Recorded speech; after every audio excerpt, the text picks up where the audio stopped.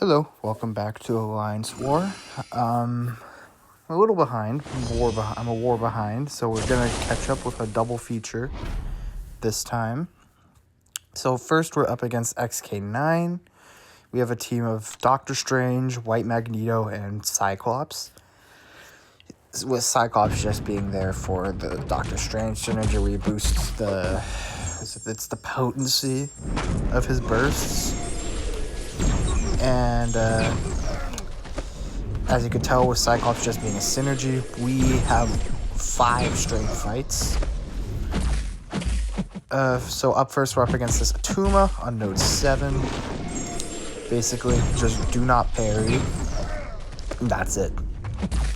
Do not parry, bait is heavy, throw SP1, I win. Nice little 30-second fight to start the war off, because this war, something unfortunate yet very funny happens. We'll get there when we get there, though. So up next, we have the Sasquatch on node 16 with the Tranquilize and the Blood in the Water.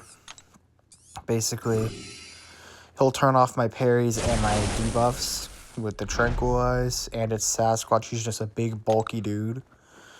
Technically, there's also a physical resistance, but that doesn't matter, since 1, all strangers damages energy, and 2, I nullify the buff immediately.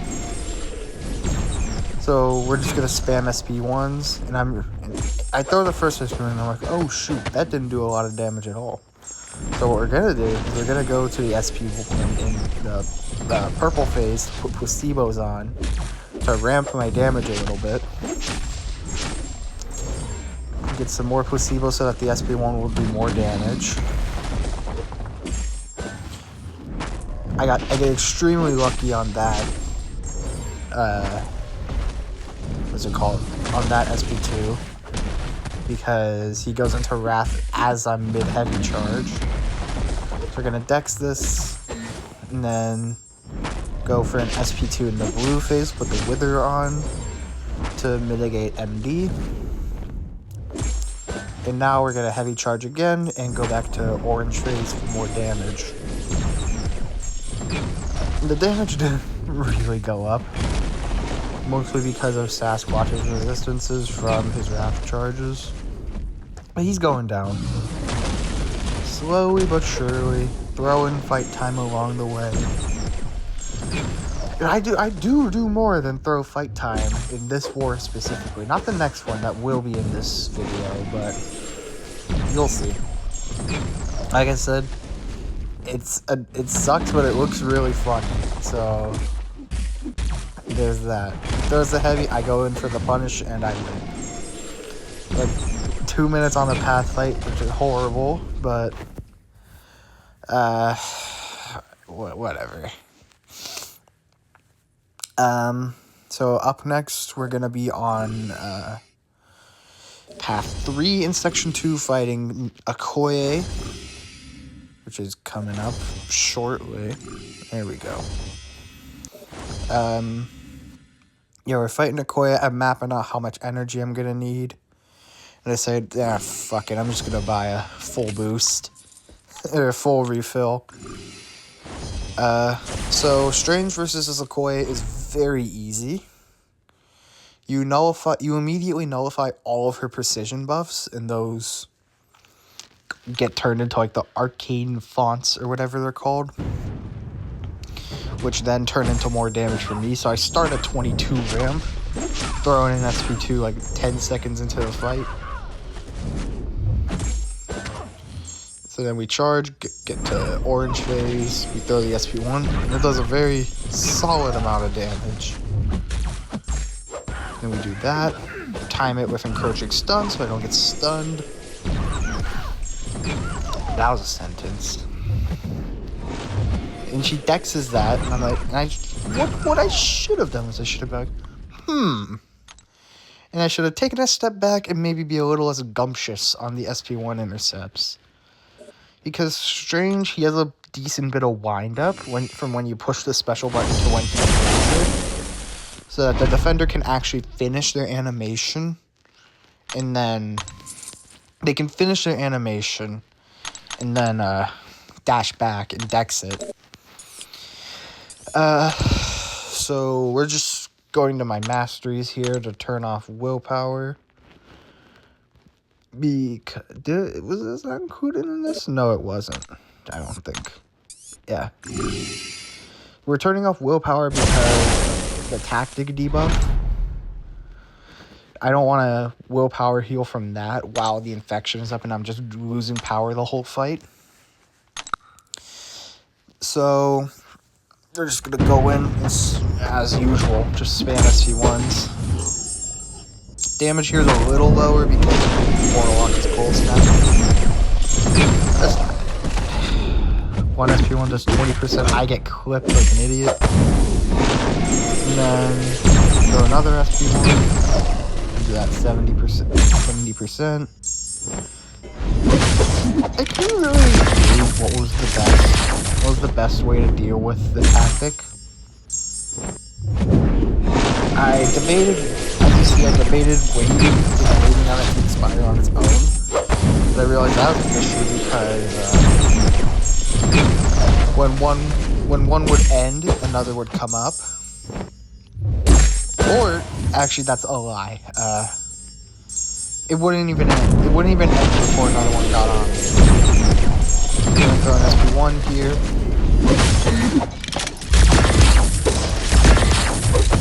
I go for the SP1 punish and just throw in special ones. I relic intercept here, and then I go for an SP1.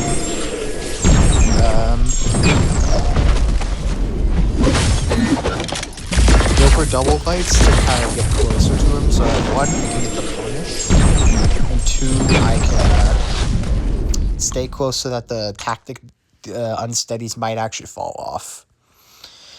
So up next is Ruby Thursday on node 49, which is Stunning Reflection with the Poison and Incinerate, and Polka Dot Power. This fight will not go well. Basically, everything that could go wrong goes wrong. Mostly my fault, though. But I'll just let you watch it.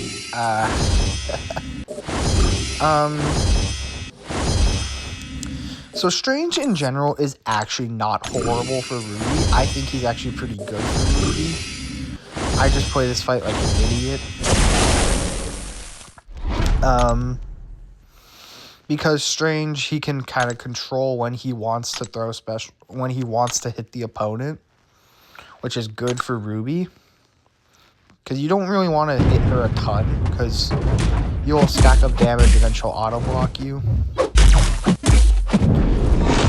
So I throw first when she decks it. But I can stun her now because I put it on cooldown, so I didn't think much about it. Throw another SP1, start shield goes back on cooldown. So far so good. So far it's going great. And then she gets the auto block from taking too much damage, and she crits me twice in a combo. I throw an SP2, reclaim some space, praying it doesn't push her to SP2. That's this. I know I can't hit her because she has the auto block. And I'm ticking from brute force, and everything's going wrong. I throw an SP3, again reclaim some space, reset brute force. At this point, I'm kind of scared to block hits because I don't want to get the disintegrations on me. I have 3 tactic unsteadies, and here is where it goes wrong.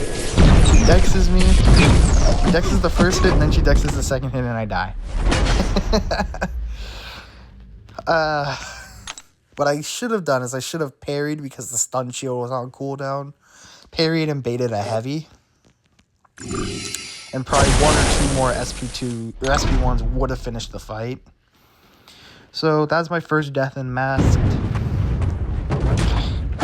It really sucks, but one, there's not much I really could have done at the end. I could have played it a lot better throughout the fight. So that's unfortunate, but at least it looked really funny. Above all else, at least it looked funny to watch her Dex and then Dex again.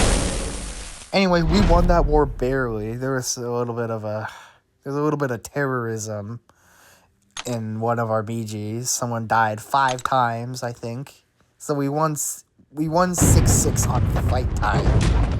So on my part, I'm looking to clean my act up this war. Like, my officer told me not to worry about it, but and I really wasn't worried because it looked really funny.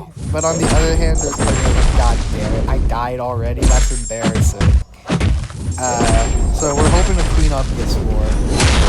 Clean up my act this war.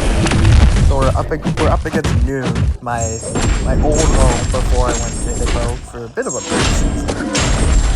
So we're gonna silk walk him and regen Mojo down because this is one personal space regen, and he's already dead.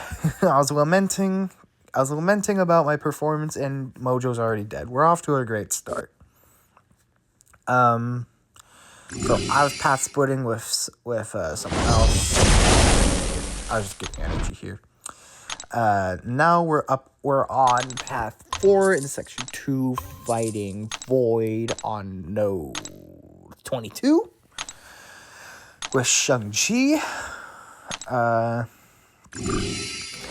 strategy here is really simple. It's just gonna be PS1 with Suicide Masteries on. We're gonna go for a cleanse.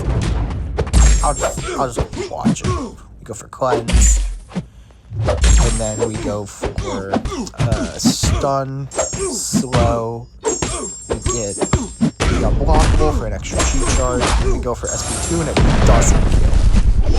Oh shit. But thankfully, one combo kills, and we get out of there. I've died to that fight when the kill rotation didn't work. So I was having flashbacks to that. But it's okay. We got out of there alive. It seems just worst case scenario, he lives and throws an SP2 and you just combo him after. I don't know how he lived though, but that's okay. Doesn't matter. So up next we have Silk against this Dust on node 31. An extremely common placement. Dust is one of like 2 defenders that usually goes on this node because for her, it's 1 sand debuff. If you mistime things, 1 sand debuff and she's unblockable for the rest of the fight. It's either her or Serpent. So we're gonna go into Silk. We're just PS1.